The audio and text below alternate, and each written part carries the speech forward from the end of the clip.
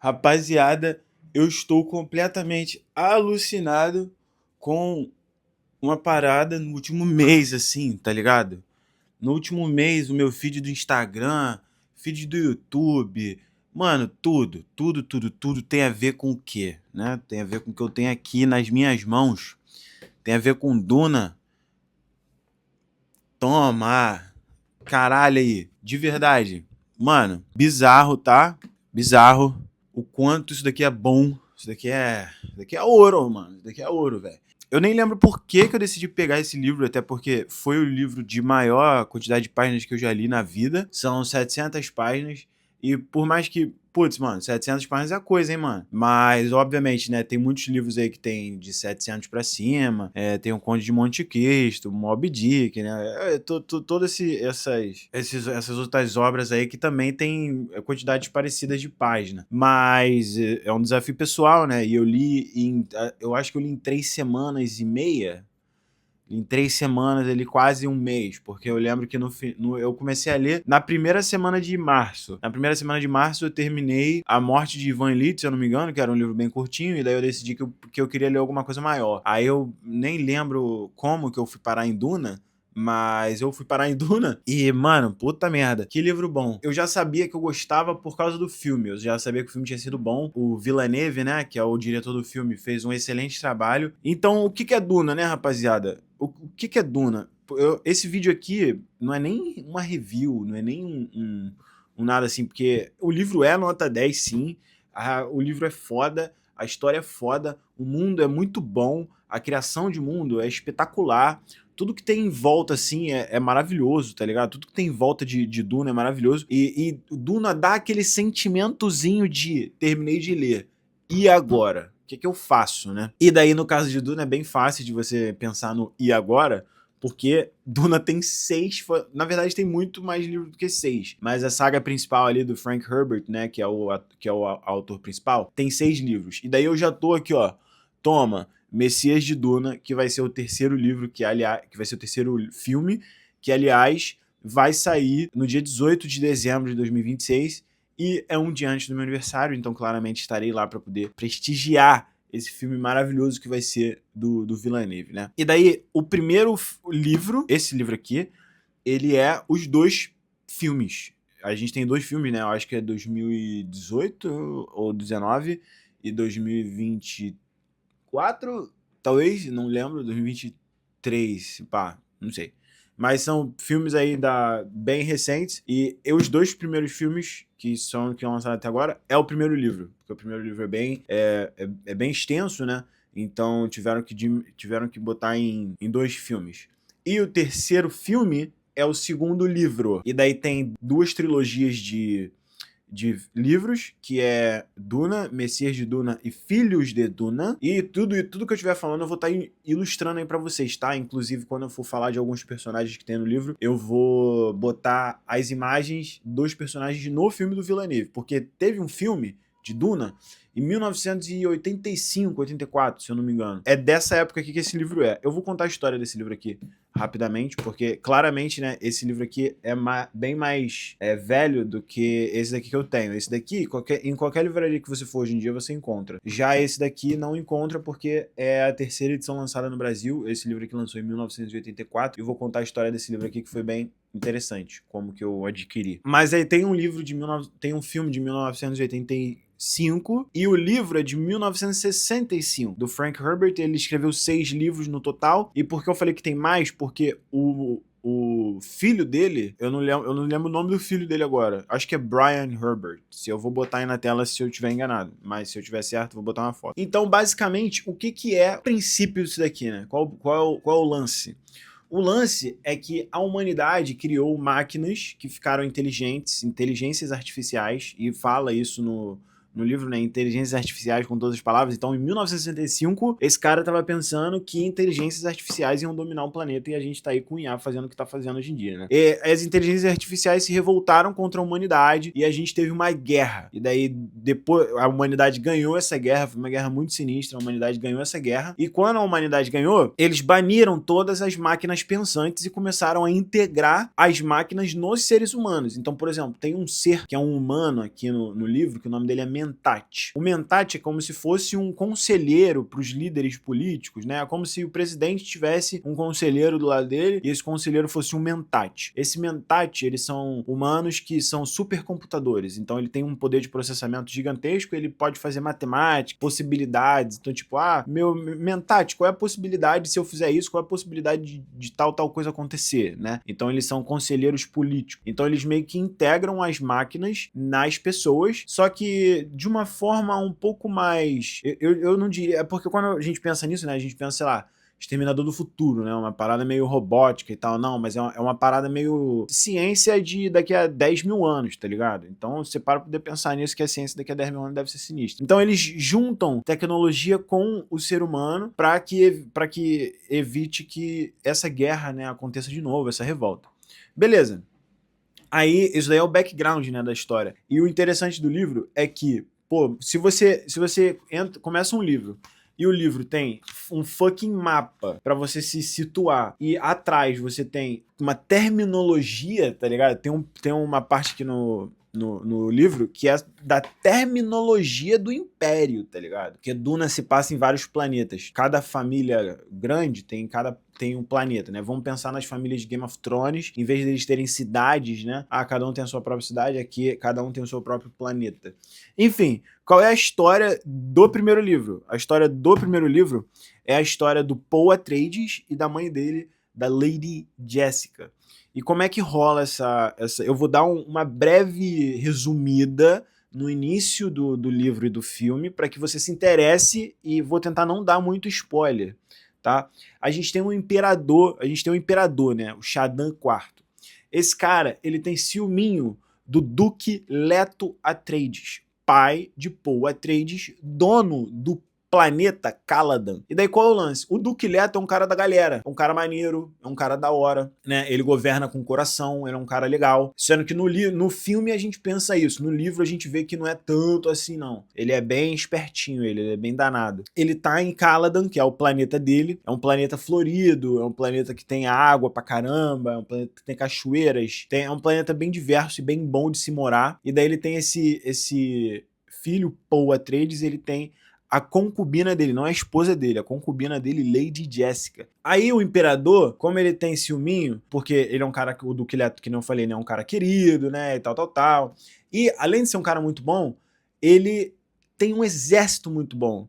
Por quê? Ele tem dois caras do lado dele que são fodas e que treinam o exército dele, e daí o imperador tem medo de que o Duque Leto vá tomar o lugar dele como imperador. E esses dois caras fodas são o Duncan Idaho e o Gurney Halleck, tá? Que estão no filme também, que é o Jason Momoa, e o cara que faz o Thanos, que eu esqueci o nome dele agora, mas que ele é muito bom, mano. É uma atuação muito legal lá. O imperador pega ele e fala assim, ô Duque, agora você vai sair do teu planeta aí e você vai pro planeta chamado Arrakis. Qual o planeta chamado Arrakis, galera? Toma, Duna, porra, entendeu? É o planeta do deserto. Sendo que lá em Duna é um planeta muito inóspito, é um planeta muito punitivo. Então ele manda o Duque pra lá. Sendo que quem tá lá é o Harkonnen, a casa Harkonnen, que é uma casa que tem um planeta chamado Giedi Prime, que é um planeta completamente militar e industrializado. Eles são tipo os caras do mal de lá, né? Eles são uns malucos meio sanguinário, meio louco, sabe? E daí eles tiram o Barão Vladimir Harkonnen de Duna, porque ele tava lá pra poder colher o máximo de especiaria possível, porque ele também é ganancioso pra caramba. E daí eles tiram o rapaz de lá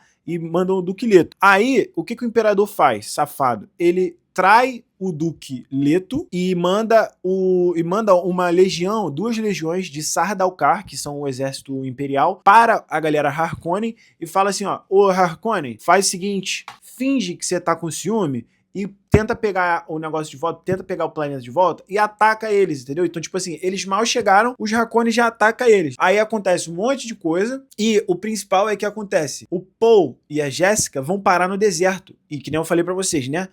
O deserto desse planeta é um bagulho doido. Ninguém sobrevive lá. Só quem sobrevive lá são os Fremen. Aí o Fremen é uma galera que é adaptada ao deserto. E quem são os Fremen, né?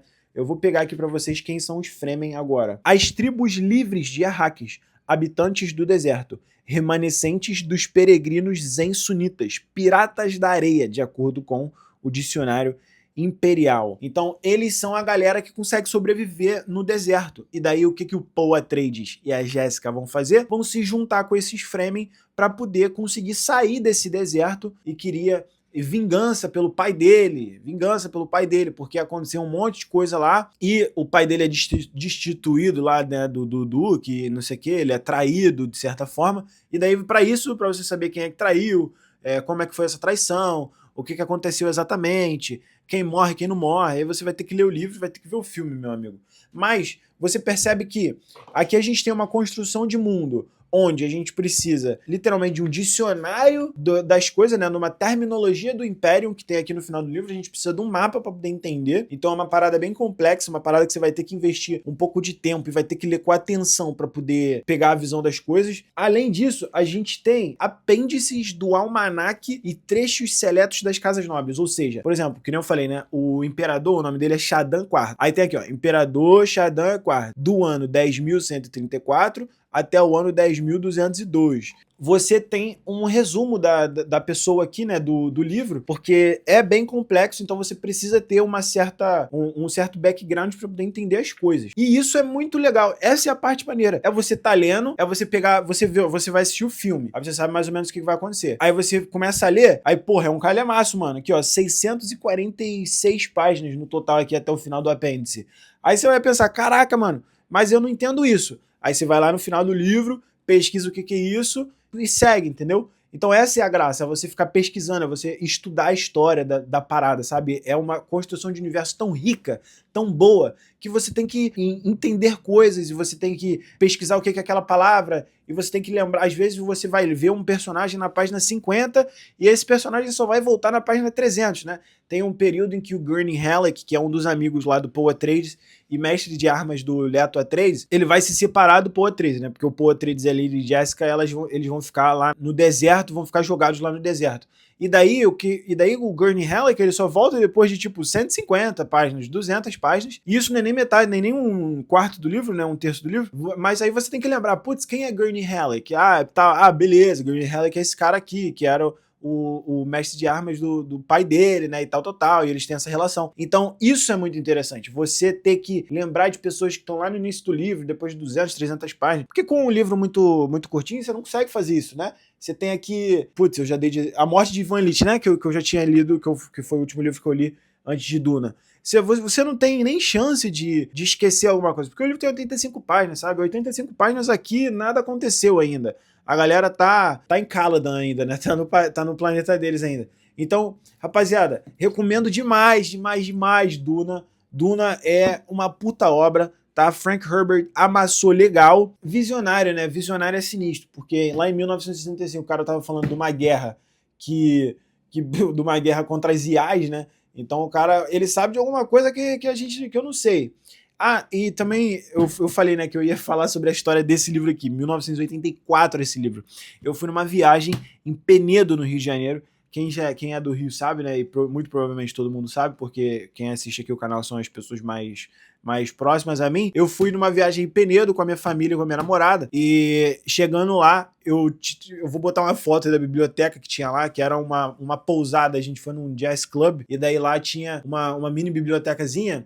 E geralmente quando você vê essas bibliotecas antigas, né, de lugares antigos, você nem presta muita atenção em qual livro tá ali. Mas eu fiquei ali olhando assim, né, livro por livro, só pra ver se tinha alguma coisa que eu conhecia, porque era tudo livro antigo, então muito provavelmente eu não ia conhecer. Aí eu fui passando assim, aí tinha lá, né, tava lá assim, ó, tal, Duna. Eu falei, caralho, não é possível, mano. E eu obcecado pela parada, né, eu completamente obcecado pelo universo. Eu falei, aí eu peguei assim, eu parei pra ler, eu falei, caraca, mané, uma edição antigaça, muito maneira, tipo, bem manuseada, né, claramente bem manuseada, dá pra ver pelo estado do livro. E daí eu chamei o garçom, né, que tava lá, que era um Jazz Village que a gente tava sentado comendo, né, e tal. E tinha uma parte um pouquinho mais reservada com algumas poltronas com essa mini biblioteca. E daí eu perguntei pro cara, eu falei, pô, cara, será que tem alguma forma de eu conversar com algum gerente, alguma coisa assim, pra ver se eu consigo comprar esse livro? Eu quero esse livro pra mim. Aí ele falou, rapaz, eu não sei, mas a dona do lugar tá aqui e talvez você consiga desenrolar com ela, né? Eu voltei pra minha mesa, né, fiquei lá um tempo, depois quando eu vi a dona lá, Marie, Aliás, um beijo, Marie, muito obrigado pelo presente. Fui lá, conversei com ela e ela falou assim, rapaz, muito legal que a gente conversou sobre exterior, né, que ela já tinha morado na Filadélfia em 1978 e tal, a gente trocou uma ideia legal sobre literatura também, etc. Uma mulher muito culta, muito legal. Aí eu falei que eu queria o livro e que eu gostaria de comprá-lo ou de, às vezes, poder substituir com algum outro livro que tivesse uma carga, uma equivalência, né, emocional junto com esse livro aqui, porque eu tenho certeza que esse livro aqui deve ter uma boa história, né, por trás dele. E daí eu falei isso, daí ela falou, rapaz, eu gostei muito que você gosta da literatura, tal, e assim, pode levar, pode pegar. E daí eu fiquei felizão, né, fui lá, peguei o livro e tal. Uma baita coincidência, numa viagem super divertida, né, super interessante. E logo quando eu comecei a ler, e já pesquisei, essa daqui é a edição da Nova Fronteira. Então eu já comecei a pesquisar, já pesquisei sobre a próxima edição do Duna Messias, né, que eu tô lendo nessa dessa editora aqui da Nova Fronteira. Já achei alguns e vou comprar a trilogia nessa edição antiga antes de comprar a trilogia na edição nova, com certeza. Vou ter as duas, né? Vou ter as duas trilogias nas duas edições, mas muito legal, foi um presente, cara, e fiquei bem feliz também. Então, Marie, muito obrigado e um beijo pra você, cara. Eu tenho certeza, e eu não entreguei um livro pra ela, mas a próxima vez que eu voltar em Penedo, eu tenho certeza que eu vou lembrar desse livro aqui. Vou levar esse livro aqui para ela lembrar também. Eu vou levar um livro que seja equivalente aí, né, em questões sentimentais. Então é isso, rapaziada. Duna é muito foda, gosto muito. Tô lendo o segundo livro, vou ler o terceiro. Não sei se eu vou ler os 6 livros, porque daí é um investimento de tempo muito alto. Mas, assim, essa história do Paul, pelo menos a história do Paul Atreides e dos seus filhos, né, que o terceiro livro são os seus filhos, é sensacional, espetacular. A construção de mundo do Frank Herbert, perfeita, muito boa mesmo. Ele não te deixa desamparado, você tem toda a terminologia que você precisa para poder entender o livro inteiro no final do livro, e você ainda tem um mapa no início. Então é muito bom, a história é muito boa, é uma história política, é uma história religiosa, é uma história de profecias, é uma história de gente doida falando coisa de doido que depois se concretiza, é uma história de manipulação, traição. O cara não tem medo de matar, o cara não tem medo de matar os personagens, isso é muito bom. Então a história flui de uma maneira muito boa.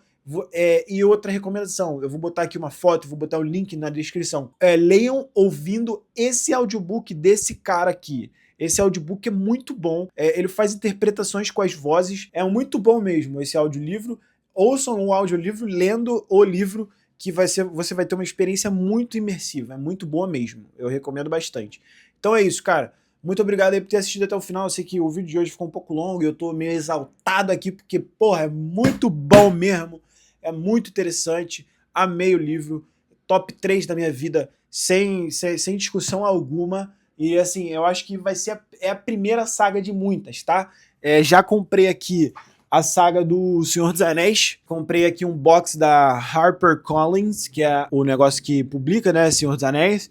E eu já tenho aqui os 4 livros. Eu já li A Sociedade do Anel quando eu era mais jovem. Eu li quando eu tinha uns 17, 16 anos, se eu não me engano. E gostei muito, é muito bom. Mas ainda nunca li o Hobbit, nem As Duas Torres, nem O Retorno do Rei. Então é isso que vai vir em seguida, muito provavelmente, tá? Então é isso, rapaziada. Muito obrigado aí por ter acompanhado e até o próximo livro. Valeu, tamo junto!